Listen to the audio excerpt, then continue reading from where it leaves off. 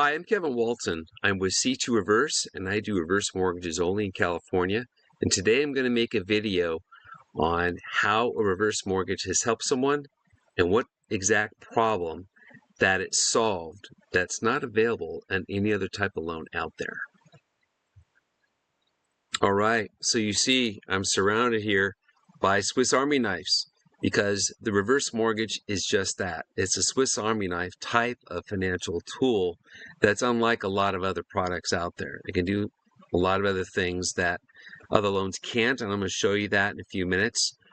But just keep in mind that these loans they're not for everybody, but for those that it can help, it can be a game changer. Okay, so let's look at some facts. This is an actual person that I helped. As a gentleman, unmarried. He was 66 years of age. His home value was $1.175 million. He's in a high-cost area of Southern California. So 1.175 might sound like a high value to some people in the country, but that doesn't buy you much out here. So he had a $450,000 existing mortgage on the home, $1,500 a month in self-employed income. He'd had the last couple of years are pretty soft, so he's struggling a little bit, and he has a 670 credit score. Now, pay attention to the score, because toward the end of the video, I'm going to give you a little bonus on how a higher score would have made this loan even easier to do. So what are some options, right? There's question marks everywhere for him. How do we solve his problem? He really loves his home. He doesn't want to move, but he uses a good portion of the home for home business. So it's going to be really hard to find a property like it somewhere else with the same utility. And if he walked away from his home after selling it, he'd have about $500,000 in his pocket, which again sounds like a lot, but he's living in an area where the average value is about $1 million plus. So he would have to take that $500,000 that he got after selling his home and put it as a down payment on his next home he's going to buy. But he'd still need $500,000 in a loan that his income cannot qualify for. So somehow we've got to find a solution to get him to stay in his home and still solve this problem. So here's a solution: a non-HECM reverse mortgage, which has more flexible underwriting that can try to get this loan done. Now, how can we get to pay off a $450,000 mortgage, get him a little bit of cash on $1,500 in income? I mean, how's that going to work? So a HECM is a home equity conversion mortgage. That's the one we see on TV all the time. It has government backing to it, but there's now a whole new group of reverse mortgages that are out there that are not HECM reverse mortgages. They don't have government backing. A little bit higher in rate to do the loans, a little bit less in fees, but the key here is flexible underwriting, which is what this gentleman needs.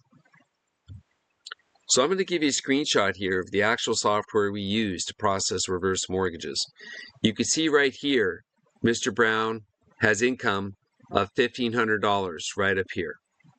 Expenses, $1,400.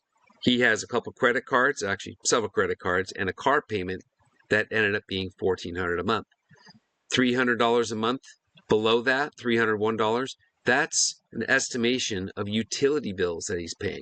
We take the square footage of the home, multiply it times a factor to get an estimated utility cost per month. We don't ask for utility bills or anything like that. Then below that, property, $1,041.67. That's his monthly property taxes and homeowners insurance broken down into a monthly cost.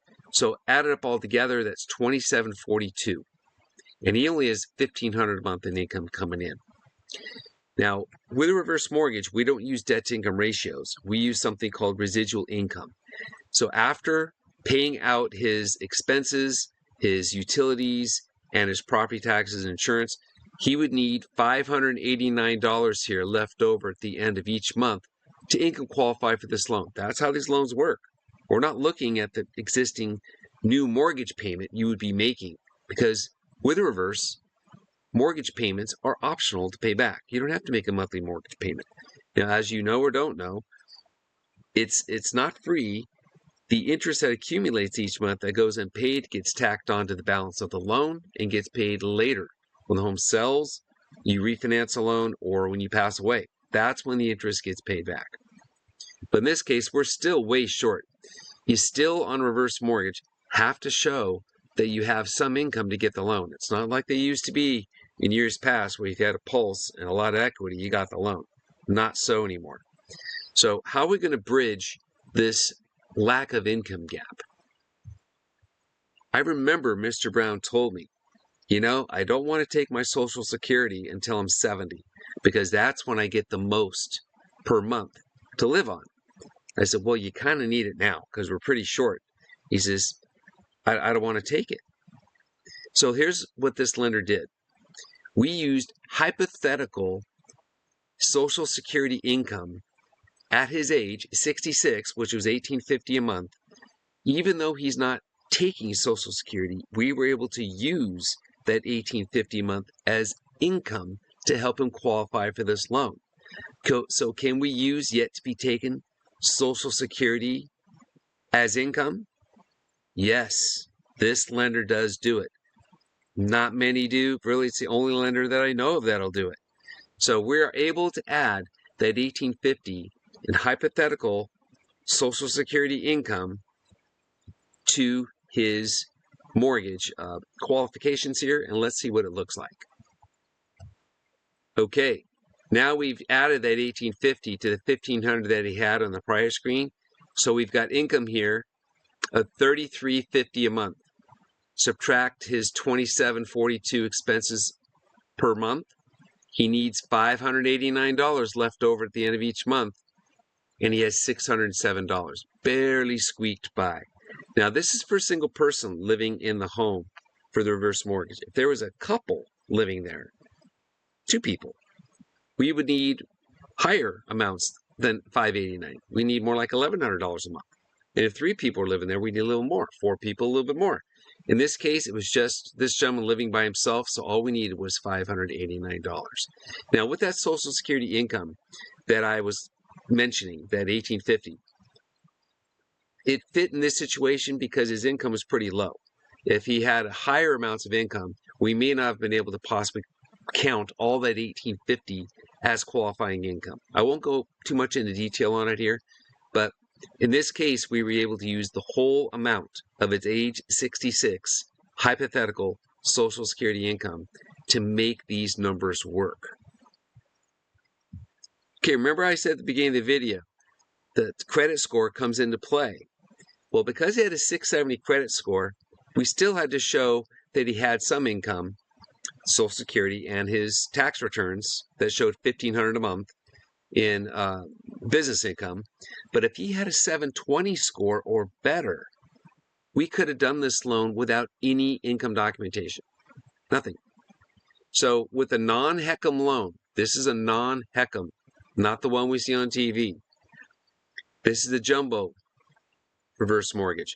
Stated income loan equals, with a 720 score, I don't need any income documentation.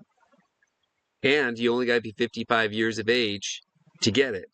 And jumbo loans are okay. Jumbo means we can do larger loan amounts with flexible underwriting on these non-HECM loans.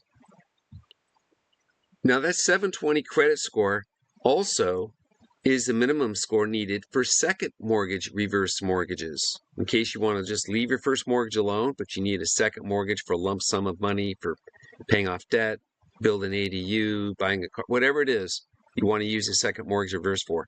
A 720 credit score, I don't need income documentation for that either. Now, with any reverse mortgage loan you get, any real estate mortgage, I think, you get, you should always ask for an amortization table. It comes in your package, but it gets lost. The packages that we send out, there's a lot of paper and documents in them. But you want to have this one pulled out and go over it in detail, because it will show, by not making any monthly mortgage payments, how high this balance will go each year. So if it's an adjustable rate, we don't know exactly because the rate can go up and down, but still, you want to see how that balance can go up each month by not making a payment. Then if you can make a partial payment, say, hey, give me another amortization table making $700 payment a month. So then you can compare this amortization making no payments versus the one where you do make payments. So that way you can see what the numbers are. You don't want to go in blind. I do my loans very transparent. I want people to know exactly how they work and how that balance can go if you don't make payments or if you make partial payments. Also, it's very important to get a line item by line item cost, fees for the loan, so they can go through each one and explain how each one works and what it pays for. In the beginning, when we're starting to do these explanations of these loans, I use video, just like this, to explain people how these loans work, instead of sending you a stack of paper saying, hey, did you get it? Did you understand it? Sign it, send it back. I do videos and go through each document to make sure people understand it. So in the beginning, we're going to talk about lump sum of fees that the loan costs. But before the application gets turned into the lender, you'll get a line item by line item of each fee that it costs to do the loan. You want to make sure and go over that too, in addition to the amortization tables. Now, I have a video on my YouTube channel that explains the fees for the reverse mortgage. So in the interest of time, I won't go over that. But make sure and go look for that. I've got about 15,000 hits on that. A lot of people like that because sometimes the loan originator doesn't tell them about all those fees and what they pay for and what all the costs go into doing these loans. And just know, with certain reverse mortgages, the rate's lower, but the fees are higher. And then the non-HECM reverse mortgage loan, the fees are lower, but the rate is higher. And that should be explained to you with comparisons to each loan side by side as well. So the final terms on the loan that I just went over with you was 8.99 fixed. Now you say, was that for 30 years or 20 years? It's fixed for the life of the borrower. There's no term on this loan, predetermined. It's your lifespan. So the balance on the loan can go as high as however long you live or how long you keep that loan. You pay for the interest as long as you have that loan. I have other videos on my channel that you can peruse and take a look at. If you need more information on how this type of loan works, I can do a video for you. Just go ahead and go to that website down at the bottom, californiareversemortgage.biz, or you can give me a call at my number up there in the upper right corner, 805 area code 276-1942. I'm in Southern California. I only lend in California. But if you're outside of California, you have questions, I'd be happy to answer some questions and maybe give you a referral to someone in your state as well. Thanks for watching, and we'll catch you in the next one. Bye.